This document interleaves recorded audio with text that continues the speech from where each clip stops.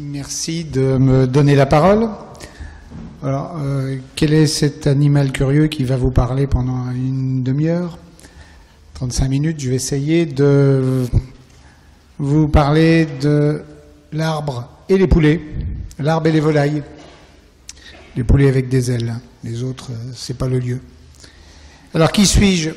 Je suis Philippe Guillet, conseiller forestier à la Chambre d'agriculture de la Sarthe. En fait, un forestier qui a mal tourné, comme je dis souvent. Je travaille au sein d'une chambre d'agriculture et ça fait 40 ans, bientôt 40 ans, que je les aide à planter des arbres. Alors, j'ai connu le temps où on arrachait le matin et je venais l'après-midi pour planter. Ça ne me surprend pas, ça ne me surprend plus. Mais j'ai la chance surtout d'avoir travaillé depuis ce temps-là avec un groupement d'agriculteurs. Alors, je suis désolé Alain, je vais faire de la pub pour eux, mais je ne peux pas faire autrement, c'est le groupement des fermiers de l'Oué. Alors, les fermiers de l'Oué, c'est 1000 agriculteurs aujourd'hui, présents sur la Sarthe et la Mayenne. Depuis 1985, ils m'ont demandé de les assister dans la plantation d'arbres. Alors, pourquoi faire ? Eh bien, c'est ce que je vais essayer de vous expliquer à travers un travail qu'on a mené au niveau national à 14 partenaires depuis 3 ans, financé par l'État dans le cadre du CASDAR, le programme CASDAR.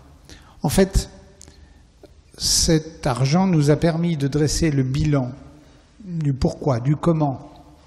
Est-ce que c'était vraiment si pertinent de mettre des arbres dans les parcours à volailles dès lors qu'ils étaient sous l'appellation label rouge ou bio?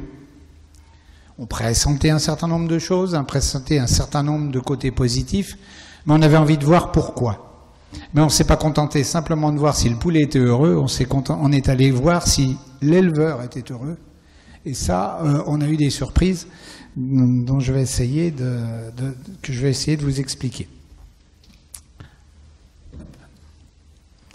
Alors, on va essayer dans un premier temps de répondre à la question pourquoi est-ce qu'aujourd'hui il paraît aussi intéressant d'aménager un système agroforestier sur son parcours.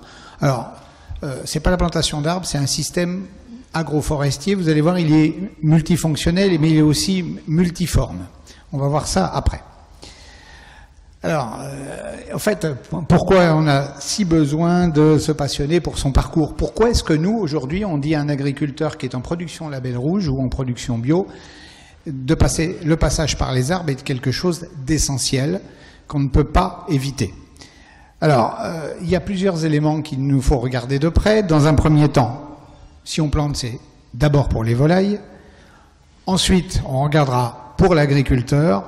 On se projettera sur la notion d'image de la production, parce que quand je produis, il vaut mieux que j'essaie de vendre, et curieusement, il y a un lien direct entre ce que je produis et la manière dont je vais le vendre après, et le promouvoir. Et puis enfin, on regardera aussi qu'est-ce qu'on a relevé en matière d'environnement, sous cette question. Alors, pourquoi est-ce qu'on a intérêt à aménager un parcours pour les volailles ? Tout simplement, je ne sais pas si vous savez, mais l'ancêtre de nos chers poulets dans nos passe-cours vivait en forêt. Bon, alors s'il vivait en forêt, c'est pas par hasard, il y avait des arbres, c'est là qu'il était bien. Et en fait, on s'aperçoit en l'analysant, et là je pourrais vous faire rire un bon moment, que les arbres lui sont extrêmement utiles. Alors, tout simplement, vous allez voir tout à l'heure, par quelques anecdotes, on a mis en évidence des résultats aujourd'hui qui nous servent de support de vulgarisation. Un poulet, ça passe son temps. Un poulet, une volaille, ça fait quoi dans la journée? Ouais. Ça passe un temps phénoménal à gratter. Ça bouffe, ça gratte, et le reste du temps, ça fait quoi? Alors, si c'est une poule, ça pond, bon, enfin, ça dure pas très longtemps. Et le reste du temps, ça fait quoi? Eh ben, ça passe son temps à l'ombre. Et si vous cherchez bien, il n'y a pas beaucoup de moments dans l'année où la volaille passe son temps au soleil. C'est à cette époque-là de l'année, parce qu'elle est comme nous, elle met ses panneaux photovoltaïques étalés pour essayer de caper un peu de soleil. Elle est comme nous, là, les premiers rayons de soleil, ça lui fait énormément plaisir. Mais dès que ça va monter un peu de trop, où est-ce qu'elle va, la volaille? À l'ombre. Tout simplement. Et une anecdote toute bête, en attendant un jour des gens venir à une porte ouverte, on a découvert qu'une volaille allait d'un point d'ombre à un point d'ombre en courant. On ne voyait pas les visiteurs parce qu'il y avait 40 degrés et on était nous à l'ombre et on se demandait ce qui se passait. Et ce jour-là, on s'est dit, mais donc les arbres servent au moins à une chose, offrir de l'ombre. Et la fonctionnalité, vous allez voir que la logique va beaucoup plus loin. Donc en fait, cet animal, il ne fait pas beaucoup de choses différentes dans l'année. Il est à l'ombre, il bouffe, il gratte. À côté de ça, on a découvert que l'animal, la volaille, est un animal qui stresse très rapidement. Et quand est-ce qu'il stresse? Quand il se trouve pas en situation de sécurité, c'est-à-dire qu'il est dans un environnement dégagé où il peut être agressé par de multiples autres organismes, de multiples autres animaux. C'est une des raisons pour lesquelles il a un réflexe qui consiste à aller se mettre à l'ombre et se mettre à l'abri des arbres. Parce que même quand il n'y a pas de soleil, il va obligatoirement à l'abri des arbres. Cet animal, il est comme tous les autres. S'il a trop chaud, il faut qu'il se refroidisse. Il n'a pas la clim, il faut qu'il se refroidisse.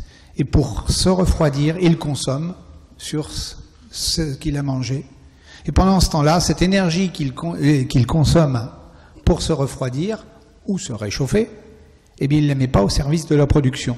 Donc on a un impact direct sur la qualité de la production à partir du moment où il n'est pas dans les meilleures conditions.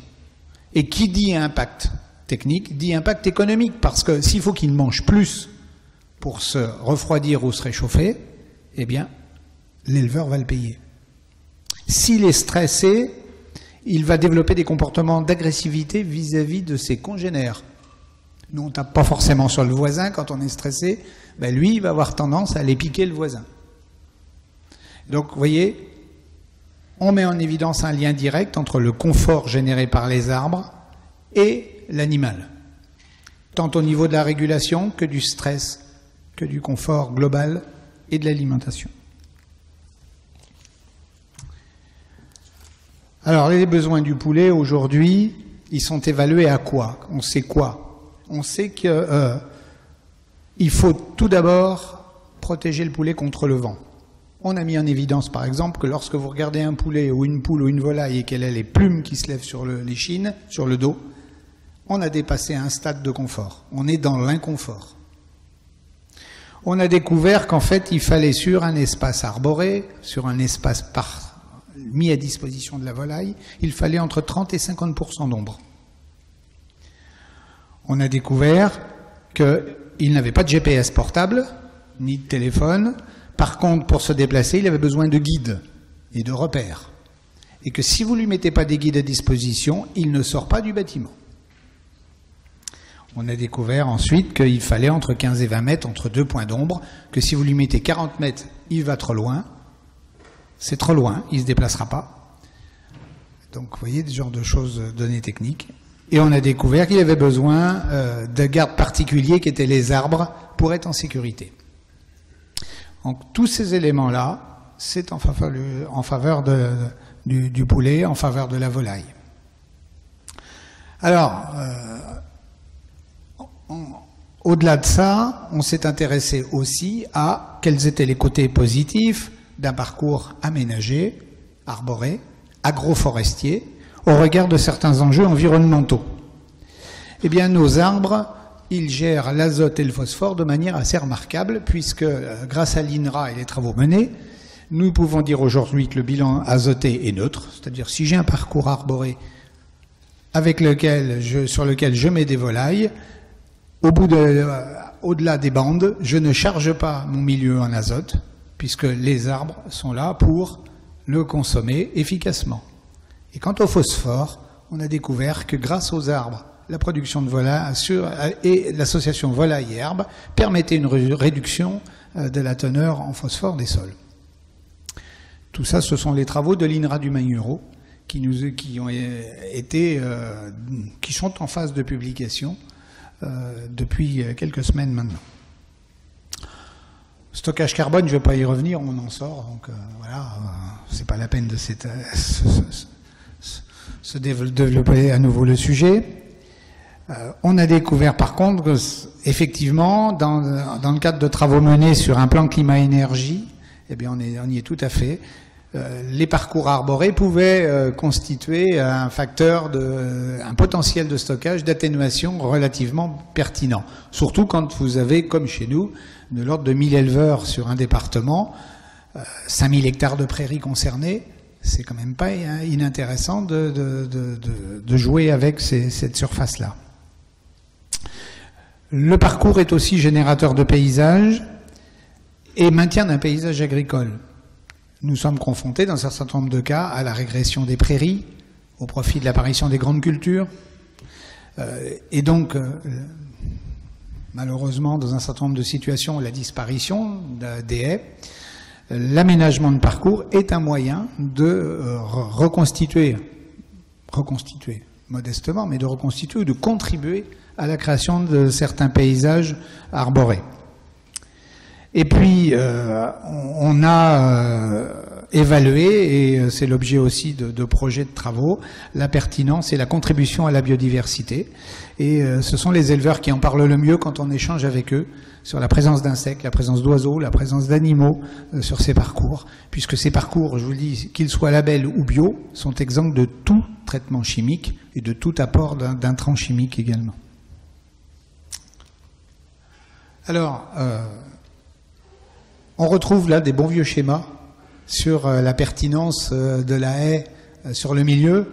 Moi, je suis toujours stupéfait, mais je découvre tous les jours, alors que vraisemblablement je ne fais pas bien mon boulot, il est encore temps d'expliquer que des systèmes arborés, des systèmes bocagers ont des performances en matière de réduction du vent sur des distances de 15 à 20 fois. Je pense qu'on le répétera jamais assez. J'y reviendrai tout à l'heure dans la fonction pédagogique et comment construire une stratégie avec ces groupes d'agriculteurs. Mais si on a une efficacité sur le vent, on a prouvé aussi qu'on avait une efficacité énergétique, puisque nos bâtiments protégés par des maillages bocagers économisent entre 250 et 400 € de gaz par an. Donc c'est pas inintéressant non plus, tant du point de vue économique que du point de vue environnemental. Alors, tout ça, ça permet de mettre en évidence un autre élément, c'est le bien-être de l'éleveur. Parce que là, on parle du bien-être de la planète, on parle du bien-être du poulet, et le bien-être de l'éleveur.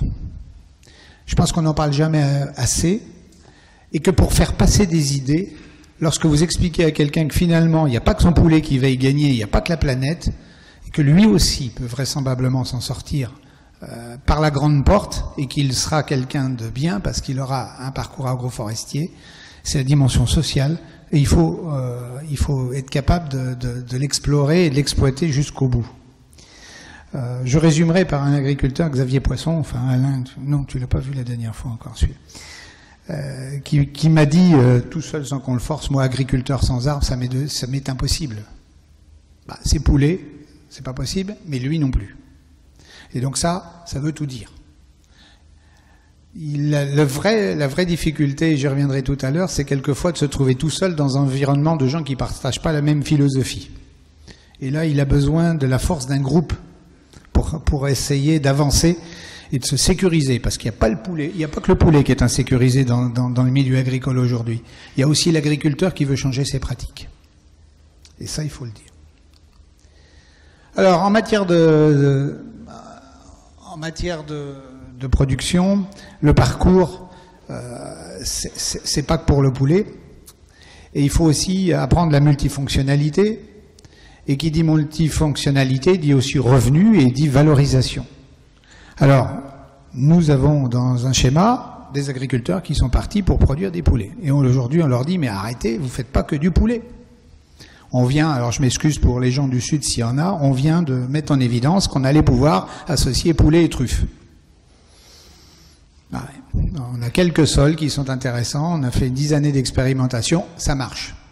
Voilà, je peux vous dire que les agriculteurs, on a fait une réunion lundi, ils étaient à 40 pour la première réunion, parce qu'ils se sont dit, ma foi, c'est pas plus mal. Hein. Si on peut déjà faire l'omelette aux truffes, c'est bien, mais si en plus on peut produire du poulet et sur le même terrain des truffes, on va certainement y aller haut et fort. La stratégie se niche là où on peut et là où elle veut. On peut produire du piquet, des usages quotidiens, on peut produire de l'autonomie énergétique en matière de plaquettes, ça c'est important, et on peut aussi éventuellement produire d'autres bois, du bois d'œuvre, sur un pas de temps beaucoup plus long. Et puis on produit aussi quelque chose que je n'avais pas mis là, on produit de la confiance pour son banquier. Parce qu'aujourd'hui il faut négocier, il faut emprunter, et ça c'est des bénéfices induits. Je peux aller négocier avec mes arbres, mon banquier, de l'argent, et ça se passe plutôt pas mal. Parce que l'agriculteur qui plante des chênes, c'est quelqu'un qui dénote, qui est aujourd'hui admiré. Alors, qu'est-ce qu'on peut dire de plus en ce qui concerne ces arbres? Eh bien, c'est que mon fameux groupement de fermiers de Loué, son directeur, il a une image moi, qui me plaît beaucoup. Il me dit, notre poulet, c'est 50% un produit de qualité et 50% une image.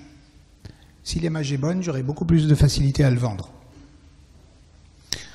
Et croyez-moi, c'est quelque chose qu'il sait parfaitement mesurer, parce que je ne sais pas s'il y en a certains d'entre vous qui ont acheté du poulet de Loué, mais peut-être l'ont-ils acheté avec le stick, un poulet acheté, un arbre planté.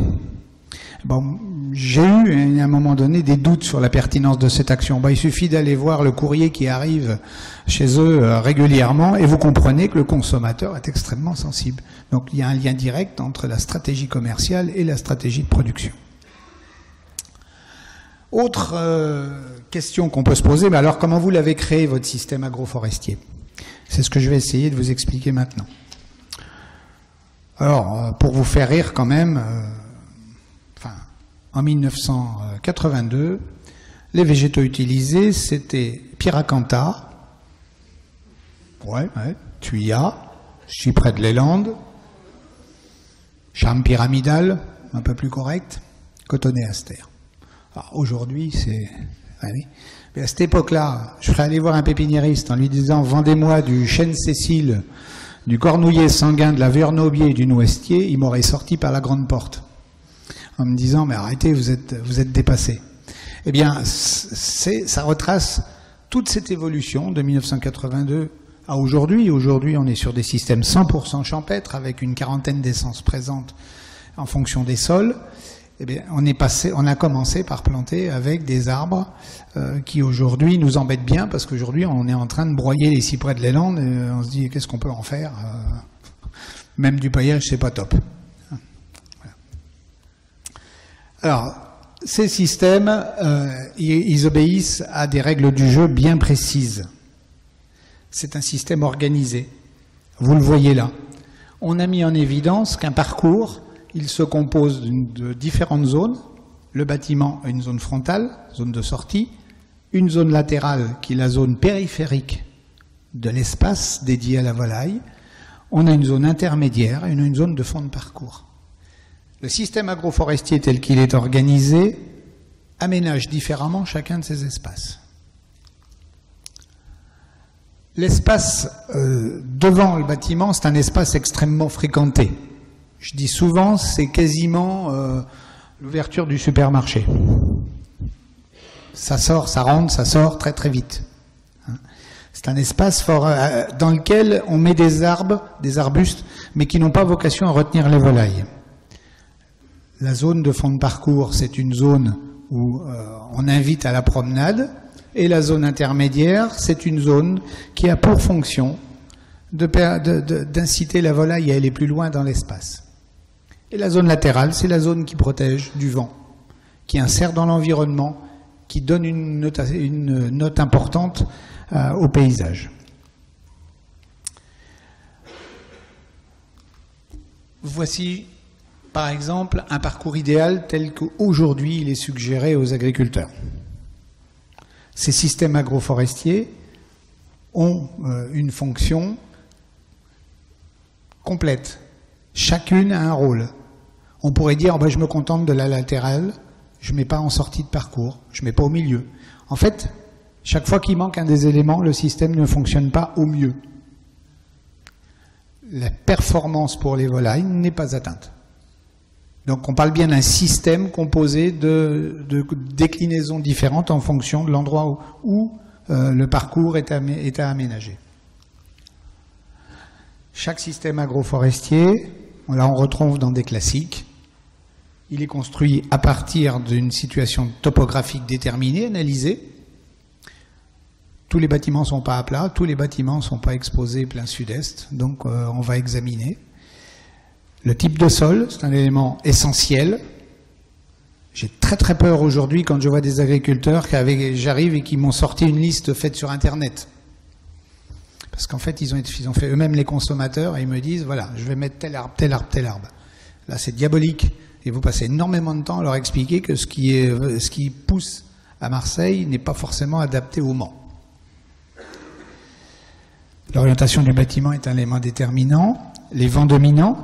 Alors les vents dominants en vallée du Rhône ne sont pas du tout les mêmes vents que les vents du Nord-Pas-de-Calais. Donc il y a une analyse précise à mener. Et puis il y a la notion d'accessibilité, de gestion des eaux de pluie et de ruissellement. Et un élément déterminant final, la question est toujours la même. Qu'est-ce que vous en attendez en tant qu'éleveur, en tant qu'agriculteur de ces arbres? Vous voulez en faire quoi? À partir de là, eh bien, il y a des systèmes infinis. On reçoit des groupes d'agriculteurs, quelquefois ils nous disent « Donnez-nous une copie, un modèle de ce que vous faites ». La conclusion est toujours la même, il n'y a pas de modèle. C'est à vous de vous poser les bonnes questions et c'est à vous de construire votre système agroforestier à partir des objectifs sur lesquels nous avons déjà discuté. Il y a quelque chose qu'on ne doit jamais oublier, c'est la strate herbacée. On pense aux arbres, mais on ne pense pas à tout ce qui va avec. Et là, j'avoue que moi, je quitte mon champ de compétences, mais là, j'ai besoin de multifonctionnalité et de transversalité dans les échanges. Alors, chez nous, on a une Madame Prairie, avec qui on discute sur les mélanges. On a aussi notre chargé de mission en biodiversité, qui, lui, nous aide beaucoup. Mais c'est pas facile, parce que ceux qui ont eu des pintades savent que la résistance d'une strate herbacée à une bande de pintade, je pense que c'est pire qu'une équipe de rugby qui jouerait pendant 6 mois sur le même terrain sans faire de travaux. Il ne reste pas grand-chose. Donc là, il y a des vrais soucis, ce sont des vraies problématiques. En matière de biodiversité, là, je ne vais pas trop m'allonger, c'est des sujets qui seront certainement abordés à d'autres moments. On est aujourd'hui dans une stratégie pour favoriser les plantes mellifères, favoriser l'hébergement d'un certain nombre d'espèces animales, avec cette caractéristique, c'est qu'un agriculteur, dans sa tête, un arbre mort ou un arbre dépérissant, c'est nécessairement un arbre qui occupe un espace en trop. Donc le réflexe, c'est mon arbre est mort, je l'enlève. Mon arbre a des trous, il ne va pas bien, il faut que je l'extrais. Donc là, c'est de la pédagogie. On n'est plus sur le poulet, on est sur les concepts de biodiversité. Et donc là, on est à nouveau dans une dimension de transversalité importante. Voilà. Alors, comment on conçoit nos projets? Eh bien, on met autour de la table quelque chose qui n'est pas fréquent. On met l'agriculteur, le technicien avicole et le technicien agroforestier. Ce sont des gens qui ne se parlent pas forcément. Et c'est eux trois qui vont concevoir. Il n'y en a qu'un qui décide à la fin, c'est l'agriculteur, parce que c'est lui qui va faire le travail, c'est lui qui va devoir gérer l'aménagement. Mais la conception passe par ce triptyque. Ensuite, le pas de temps de l'arbre, on l'a dit, est très long, mais il faut lui expliquer qu'en fait, il y a un nécessaire temps d'anticipation, d'analyse, de mise en œuvre, de l'ordre d'1 an, de réflexion. Et ça, c'est aussi la transmission de savoir. Après, on attaque la mise en œuvre. Alors, ils ne sont pas là, heureusement, mais quand on fait des démonstrations de plantation, honnêtement, dire les racines dans le sol et la partie aérienne au-dessus, ça paraît logique. Là où ça se complique, c'est quand on commence à parler du collet. Parce que là, les gens disent le collet, oui, je vois pas bien où il est. Hein. Et bien là, voilà. En fait, les bases sont connues, mais les détails qui font que ça marche ou que ça marche pas sont inconnus. Quand on parle préparation de sol, il y a une véritable bagarre. Quand je dis, moi, je veux un décompactage profond entre mon discours et l'agriculteur qui me dit, ouais, une rotative, c'est bon, là, ça va. Hein. Ah, je dis non, on n'est pas d'accord. On ne se comprend pas. La culture de forestier et la culture de l'agricole ne sont pas au même niveau. On a besoin de réapprendre un certain nombre de pratiques. À partir de là, il ne faut pas écarter non plus la convivialité. Et moi, je dis que planter ces 600 mètres de haies tout seul, honnêtement, ça ne vous encourage pas à le faire. Mais planter 600 mètres de haies à 7 ou 8 agriculteurs, à 10 agriculteurs, ça devient un formidable outil de reconquête du territoire par les systèmes agroforestiers. Mais il faut le partager à plusieurs. Et donc là, quelquefois, il faut aider l'agriculteur pour qu'il ne soit pas tout seul dans cet environnement hostile. Je m'excuse, j'ai fait changer la date de mon intervention puisque je devais passer ce matin, parce que ce matin, j'étais avec la session de chambre d'agriculture de mon département, où on m'a donné la parole pour expliquer l'arbre, dans la PAC notamment. Je peux vous dire que j'étais accroché à ma table parce qu'il y a un certain nombre d'agriculteurs qui disent situation au 1er janvier 2015, hein, si vous voulez enlever des haies, allez-y, profitez-en parce qu'il y a encore un certain flou. Voilà. Donc on est encore dans la dualité, l'arbre va être générateur d'ennui, voilà. Donc ce débat, cette réappropriation sociale, elle est aussi importante que la réappropriation technique. Et puis pour terminer, je dirais simplement que le message autour de l'arbre dans nos systèmes agroforestiers, en Sarthe, chez nos poulets et chez nos agriculteurs fermiers de l'Oué, il n'est pas gagné. Le groupement de producteurs impose aujourd'hui à tous ces éleveurs de planter tous ces parcours. Chaque fois qu'un agriculteur part en retraite, il y a quelqu'un d'autre qui reprend son système. Celui qui vient, on reprend à zéro la démarche. Et je voudrais simplement dire que dans les 10 ans à venir, on a à peu près 40% des agriculteurs français qui vont partir en retraite. Et que les jeunes qui arrivent, on ne leur a pas tous greffé la puce avec le chapitre sur l'arbre. Donc, si nous sommes convaincus des systèmes agroforestiers, il va y avoir une dépense d'énergie considérable à mettre en œuvre pour convaincre les agriculteurs de demain. Et on ne sera pas trop de fous, entre guillemets, ou trop de techniciens, trop d'accompagnateurs pour pouvoir faire avancer le sujet. Merci.